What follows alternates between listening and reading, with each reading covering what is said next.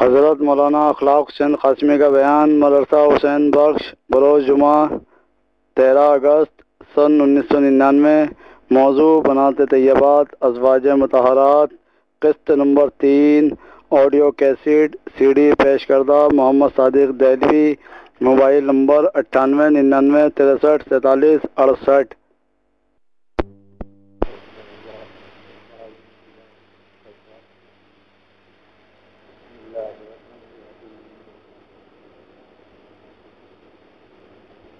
معاف کیجیے گا،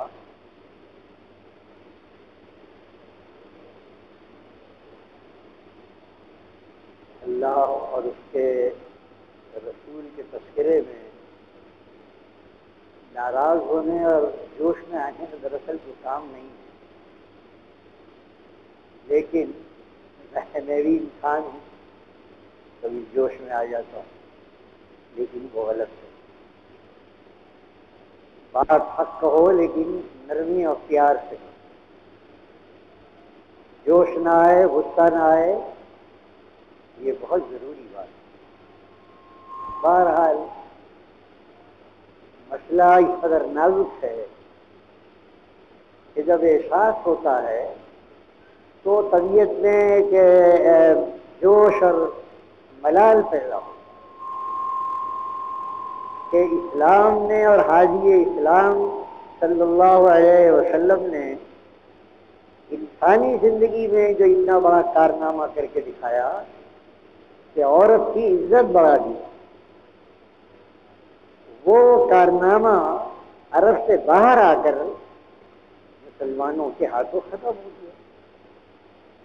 کچھ مقامی روایات کا اثر، ملکی روایات کا اثر، بہرحال جو بھی ہے، لیکن الحمدللہ آج تک عرب میں عورت کا احترام قائم ہے۔ جو تصور عورت کے بارے میں، بیٹی کے بارے میں رسول اللہ صلی اللہ علیہ وسلم نے دیا، وہ عرب میں قائم ہے۔ یہاں آ کر اس کی مٹی پلیت ہوئی۔ بہرحال اب میں نے عرض کیا تھا کہ حضور کی جو چوتھی صاحبزادی تھی، ان کا معاملہ بھی آپ سن لیں۔ پہلی 3 بیٹیوں کا عقد حضور نے بڑی بیٹی کا بیوی کی خواہش پر کیا، اس کا جو تجربہ ہوا وہ آپ نے سن لیا۔ 2 کا عقد کیا تو اپنی خواہش سے کیا، رقیہ اور ام کلثوم کا، اور دونوں رشتے بڑے گھروں میں کیے، سب کھاتے پیتے لوگ تھے۔ ابو العاص تاجر تھے، ابو لہب کا خاندان تاجر تھا، وہ لوگ کے دونوں تاجر تھے، اس کا تجربہ بھی ہوا اللہ کے رسول صلی اللہ علیہ وسلم۔ اب جو چوتھی صاحبزادی سب سے چھوٹی تھی، ان کے بارے میں حضور نے یہ خیال کیا کہ بھائی جو میری سب سے آخری اور لاڈلی ہے وہ اللہ کی پسند کے مطابق کروں گا اس کا، اس کو اللہ پہ چھوڑ دو کہ اللہ میاں کیا کرتے ہیں۔ میں نے اور میری بیوی نے جو کچھ سوچا اس کا تو یہ انجام ہوا کہ صدر سکھ اٹھائے اللہ کے رسول۔ اب انتظار ہوتا رہا اس اپنی لاڈلی اور شہیدی کے لیے جو حضور کی آخری بیٹی، اور ان کی عظمت کا یہ حال تھا کہ حضور کی یہ صاحبزادی آخری سیدہ کبریٰ عہد نبوت سے پیدا ہوئی۔ جب حضور نبی ہو گئے تو نبوت کے دوسرے سال حضرت سیدہ کی ولادت ہوئی۔ ساری اولاد نبوت سے پہلے کی ہے۔ ایک بیٹا وہ جو زندہ نہیں رہا، آخر دور کا ہے، بڑھاپے کا، یہ رائے ہمارے قبطیہ کے وطن۔ اب وہ جو چہیتی ہیں اور جن سے ساری امیدیں وابستہ ہیں اللہ کے رسول، علم ہے آپ کو کہ میری آل اب ان سے چلے گی، علم ہے۔ بڑا پیار، بڑی محبت، انتظار ہوتا رہا. یہ وحی الہی آ گئی کہ محمد صلی اللہ علیہ وسلم، اس کو ذرا پھر دیکھ لو. یہ سیٹی کیوں ہو رہی ہے؟ دیکھو نا، تمہیں نہیں آ رہی؟ اس کو ذرا ہلکا کر دو. وہاں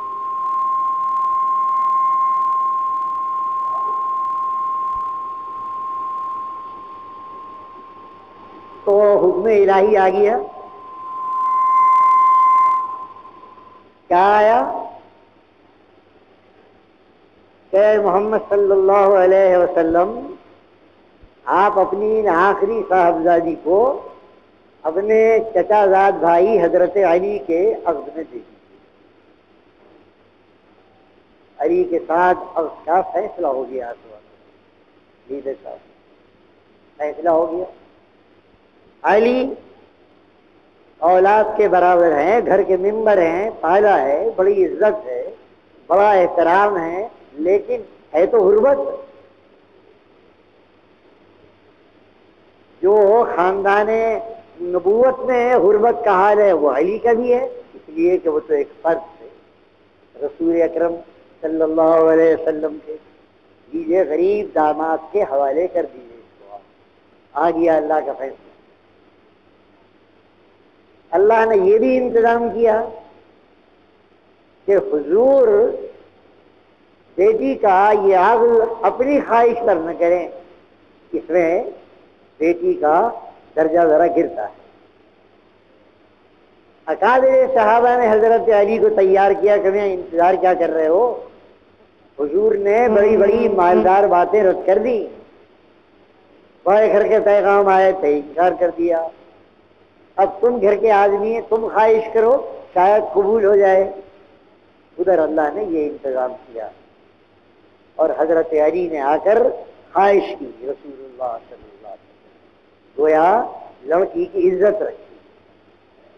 اللہ کا حکم بھی آیا، اس کی تعمیر بھی ہو گئی، اور اللہ نے یہ تدبیر بھی کی کہ علی سے کہلوایا لڑکی کی عزت بھی ہے. یہ دیکھیے، بہرحال ایک غریب بھائی کے ہاتھ میں اپنی لاڈلی کا ہاتھ سے ہاتھ دے دیا. رہنے کو مکان نہیں. گھر والوں نے کہا وہ جو حارثہ ہیں وہ اگر ان سے کہا جائے تو اپنا مکان دے دیں گے، ان کے اور بھی مکان ہیں. حارثہ ابن نعمان جانشار تھے رسول اللہ صلی اللہ علیہ وسلم. حضرت علی نے کہا مجھے شرم آتی ہے، مکان مانگوں. ان کو خبر پہنچ گئی، انہوں نے آ کے پیش کر دیا. یہ ایک خطریل تھی. حارثہ ابن نعمان کا مکان ایک خطریل تھی جو مدینے میں عام طور پر گویا درمیانی درجوں کے رہنے کی جگہ تھی. خطریل. اماں جان نے جا کر مکان دیکھا، جھوپڑی دیکھا تو جگہ جگہ سے مٹی اکھڑی ہوئی تھی اور جھروکے بن گئے تھے. مٹی منگائی حضرت صدیقہ نے، گارا بنایا اور ان تمام سوراخوں کو بند کیا اور وہاں یہ جوڑا رہنے لگا. علی کرم اللہ تعالی وجہ اور حضور کی آخری وہ شہیدی رضی اللہ تعالی عنہ رہنے لگا وہ جوڑا. غربت کا وہی عالم. ہجرت کے 5-6 برس جب تک خیبر فتح نہیں ہوا تھا، صحابہ کرام اور حضور کے ہاں بے حد غربت کا یہ عالم کہ اگر صحابہ کرام ہدیہ بھیجیں تو اس میں تو آپ اپنی آل کو شامل کر لیں، ہدیہ ہے.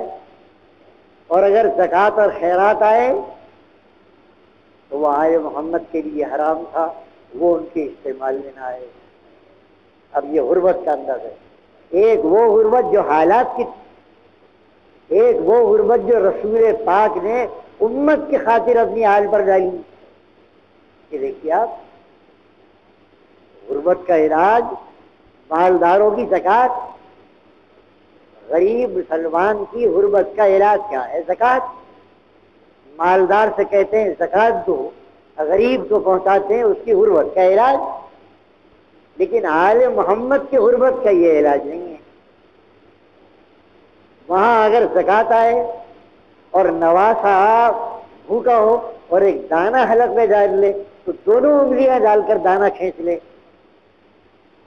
اور یہ فرمائے بیٹا نہیں نہیں نہیں، آل محمد پر زکوٰۃ حرام ہے، یہ میل کچیل ہے مالداروں کا، غربت کا علاج نہیں۔ ہدیہ مالداروں کا آ جائے تو اس میں شریک کر لیں، مثلاً وہ بھی کس طرح شریک کر لیں؟ اگر کوئی گوشت روٹی بھیج دے، جاؤ دیا ہو رسول اللہ صلی اللہ علیہ وسلم کو، تو آپ فرمائیں اچھا بھائی بلاؤ، ان کو بلاؤ اور ان کو بلاؤ، اور ایک روٹی پر سالن رکھ کر بلال سے کہیں جاؤ اور جا کر یہ آواز دے کر میری بیٹی کو دے آؤ، وہ بھی تو بھوکی ہے،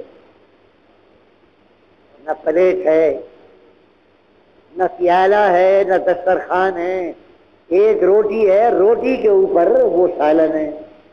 بلال جاتے ہیں، جا کر سیدہ کو دے آتے ہیں۔ یہ گزر اوقات ہے ہدایہ پر، مسلمانوں کے ہدایہ پر، یہ تو حالات کی غربت۔ اب امت کے خاطر جو غربت ڈالی، ایک تو زکوٰۃ حرام کر دی، پھر کیا ڈالی کہ اگر غریب داماد کچھ محنت مزدوری کر کے کچھ ڈول، پانی کے ڈول وغیرہ کھینچ کر کچھ لے آیا ہے اور لا کر اس نے اپنے بچے کے ہاتھ میں چاندی کے کڑے ڈال دیے ہیں، جو عرب کا قدیم رواج تھا کہ غریب باپ کما کر لایا اور اس نے حسن کے ہاتھوں میں وہ کڑے ڈال دیے، کیا ہو گیا بھائی؟ لیکن اب جو سرکار تشریف لاتے ہیں بیٹی کے یہاں تو دیکھتے ہیں اچھا یہ نئی بات ہے، نواسے کے ہاتھ سے کنگن ہے تو موڈ خراب ہوتا ہے، چلے جاتے۔ بیٹی نجات شناس ہے، وہ پیشان